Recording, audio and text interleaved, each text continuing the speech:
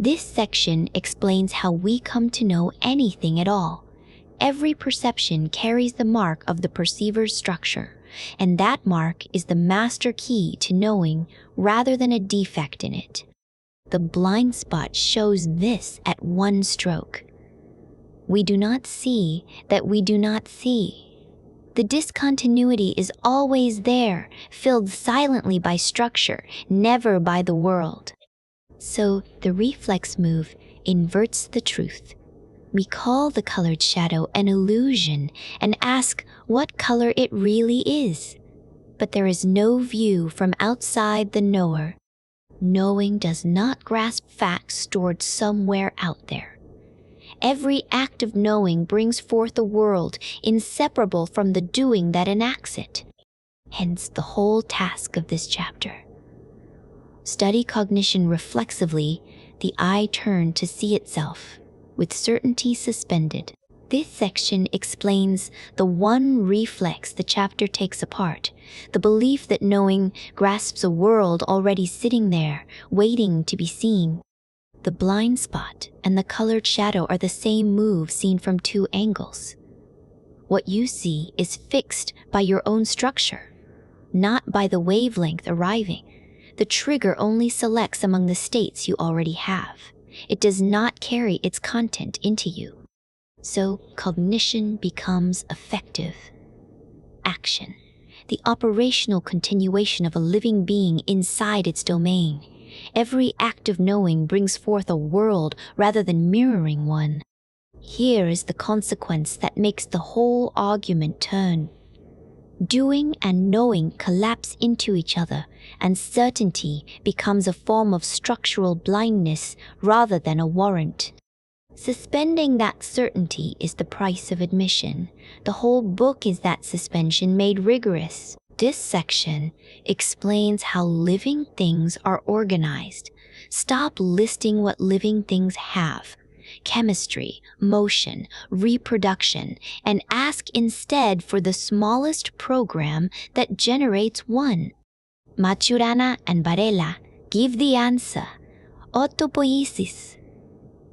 This is a network of molecular reactions that produces the very components, its own membrane included, that sustain the network. The unity makes itself and draws its own boundary. Being and doing are inseparable, with no gap between producer and product. This dissolves the where does the list end problem. You define the class by the generative relation, not by an enumeration of properties. Organization, the invariant relation, is what all living beings share. Structure, the material, is where they differ. The chapter plants the book's root. Knowing will be the action of a self-producing unity. Cognition grows from autopoiesis. This section explains what makes a living thing alive. Stop asking what a living thing is made of. Ask instead what relations must hold for it to persist. The answer is one circular pattern. A network of molecular reactions produces exactly the components, membrane included, that constitute the network producing them. Being and doing collapse into a single act. The boundary that lets you distinguish a cell under the microscope is itself made by the metabolism it encloses. Maturana and Varela name this autopoiesis, self-production, and it retires every checklist of vital properties for one fixed point. The move generalizes.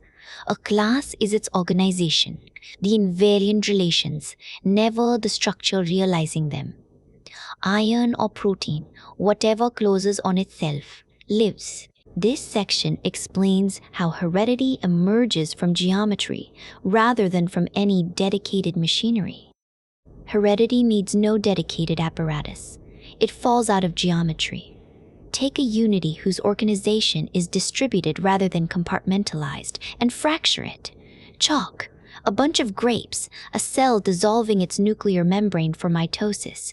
Each fragment carries the whole organization, while inheriting a different slice of the parent's momentary structure. Sameness of organization is what we name heredity.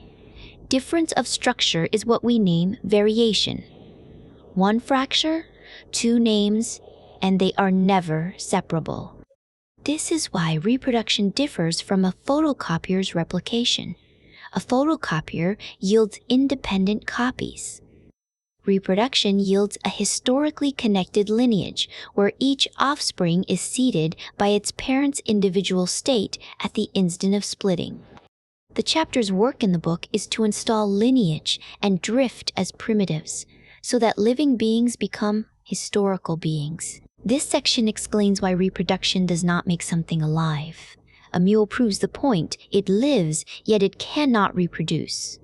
Reproduction is a complication added to autopoiesis, never part of the organization that defines a living unity. The generative mule is to split organization from structure. Organization is the invariant that fixes class membership. Structure is the material that carries it. Reproduction is then just the fracture of a distributed unity. Its defining relations repeat, uncompartmentalized throughout it, so any cleavage plane leaves two of the same class. From that single act, both faces fall out at once. Organization conserved is heredity. Structure necessarily differing is variation. Lineage, inheritance, and drift are one fracture rather than three separate mechanisms. A chalk stick and a grape bunch reproduce. A coin and a radio cannot. This section explains the life of metacellulars, and it opens with a single move. Take the operation that made a cell, autopoietic closure, and apply it to cells themselves. Units couple into a unit whose components are already units. A metacellular is a second-order autopoietic system. Its life unfolds in a domain of its own, a domain not determined by the properties of the cells that carry it. The whale is not its cells, writ large. Here is the claim the chapter carries. Multicellularity introduces no new organizing principle. It is only the recursion of the old one at a higher order. Every lineage still funnels through a single cell stage, so reproduction stays cellular while ontogeny turns macroscopic. That same upward move, units of units, is the one that later carries the book from bodies to societies. This section explains how a single relation, structural coupling, generates the multicellular body from the bare cell. Two autopoietic unities meet again and again. Neither can reach inside the other, so each is only a perturbation to its neighbor, a trigger, never an instruction. What persists across these meetings is a history of mutual congruent structural change.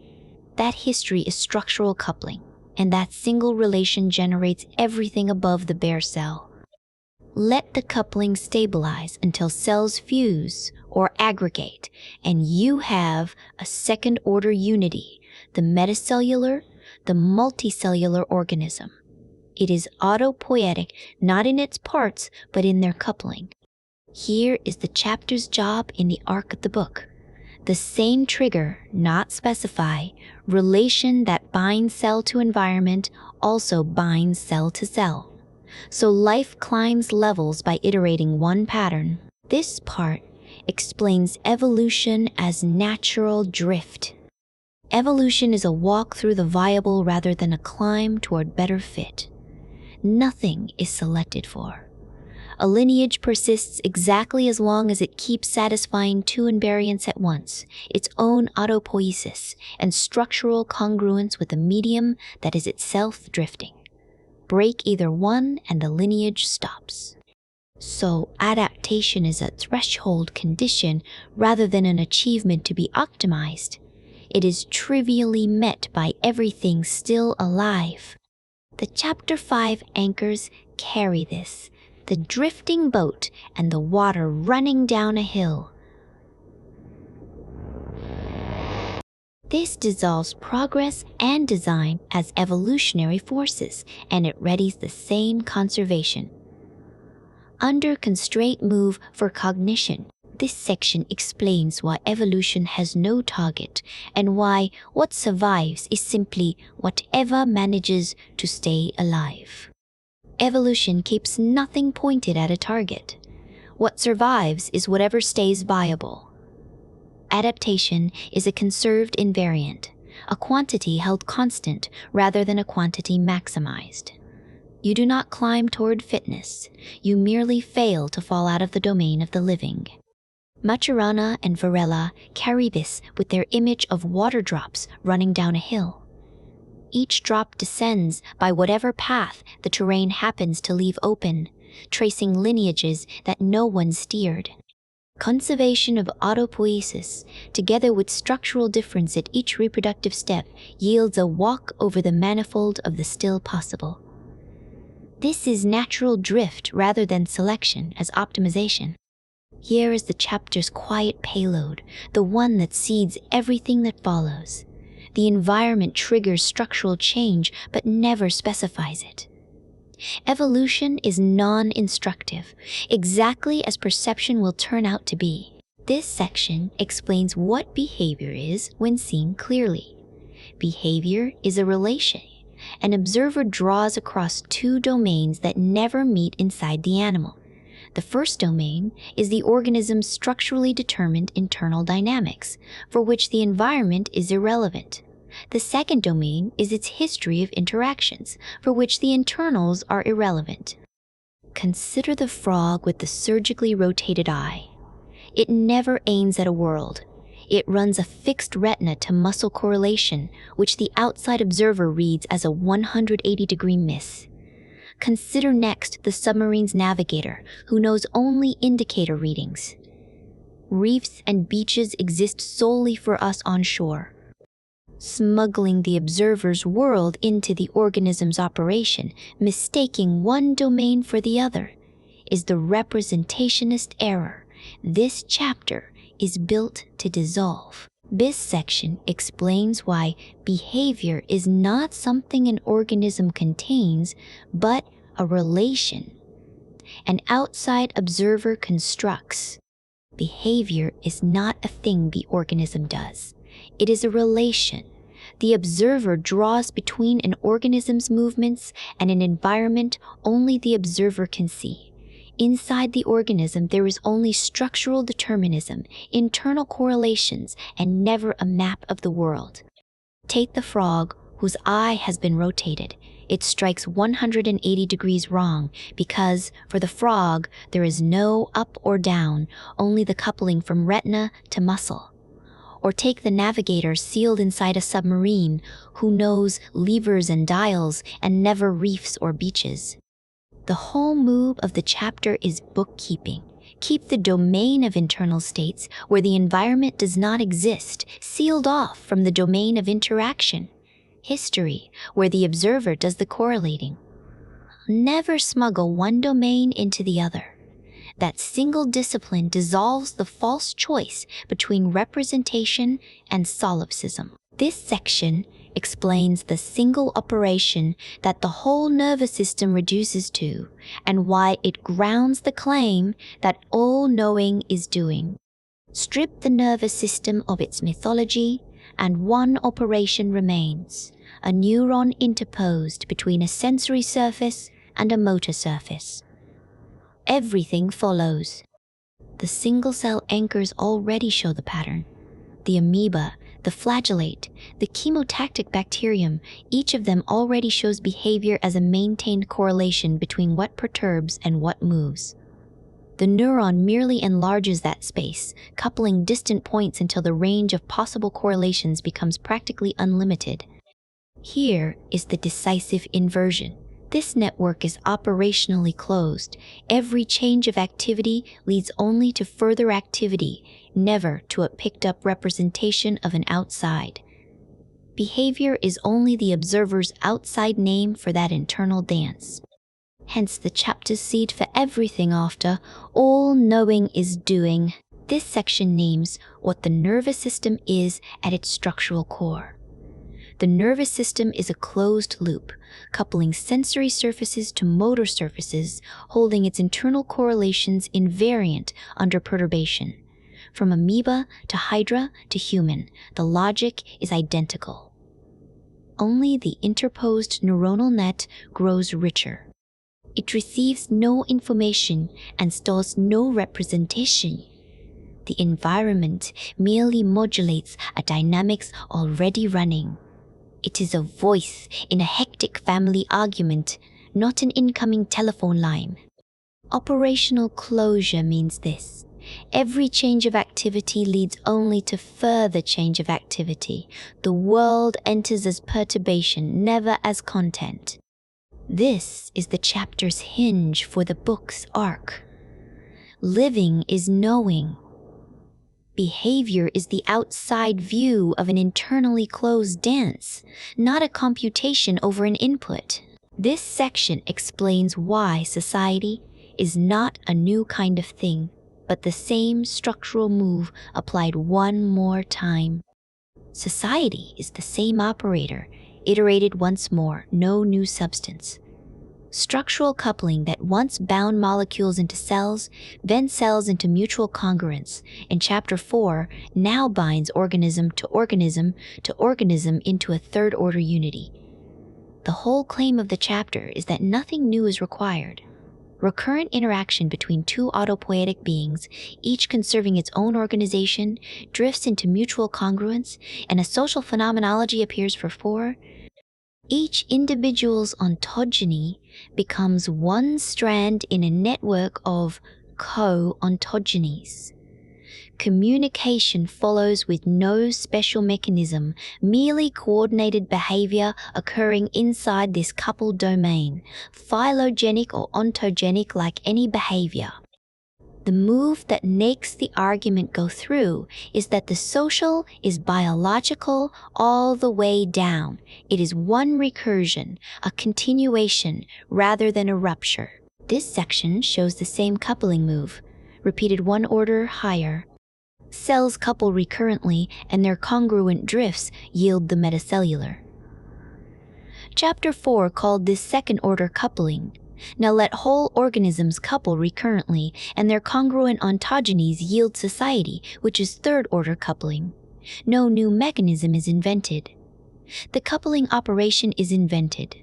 The coupling operation is simply iterated, and at each level a fresh phenomenological domain appears that the parts alone never carry. The ant colony makes it literal. Trophallaxis binds every individual's ontogeny to the others in one co-ontogenic drift, so a queen stays queen only while she is fed a certain way. Here is the claim the chapter turns on. The social is a structural consequence of biology, something that falls out of it rather than something added onto it. This part explains where self-consciousness comes from and where the self actually lives. Start with linguistic coordination of behavior. This is a coupling in which words are tokens for acting together, not labels for things. Now turn that coupling back on itself, description of description. That reflexive fold is the entire move. Self-consciousness is linguistic recursion with nothing added. The self is then not a resident of the brain. It is the fixed point that the recursion conserves, a social singularity, the I, as an ongoing descriptive loop held across the network of conversations. So, mind lives in the social domain, not inside the skull. Paul, 3 linguistic persons sharing one split callosum body, carries this claim structurally rather than by argument. The boundary predicts the rest. No language, no self. Awareness keeps no private substrate to hide in. This section takes the ninth body, the self, and shows how it is built. The move here is the same operational closure move. The book has run at every level, cell, nervous system, society, now turned one level higher onto behavior itself. Language is the coordination of coordinations of action. The word table coordinates action about the action of distinguishing a table, a distinction of distinguishing a table. Let that recursion close on itself, and its fixed point is the self. The I is not lodged in the body.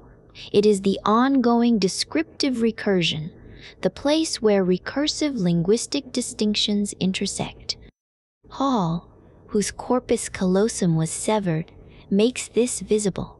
3 languaging persons in one body, 3 cells, because the self lives in language, not in the skull. Mind is social before it is neural. Its locus is the coupling, never the brain. This section explains why a theory of knowing folds back onto itself and what that closure forces. The book eats its own tail.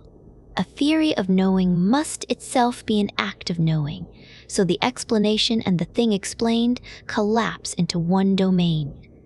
Picture Escher's hands drawing each other, where the beginning is the end. That closure has teeth.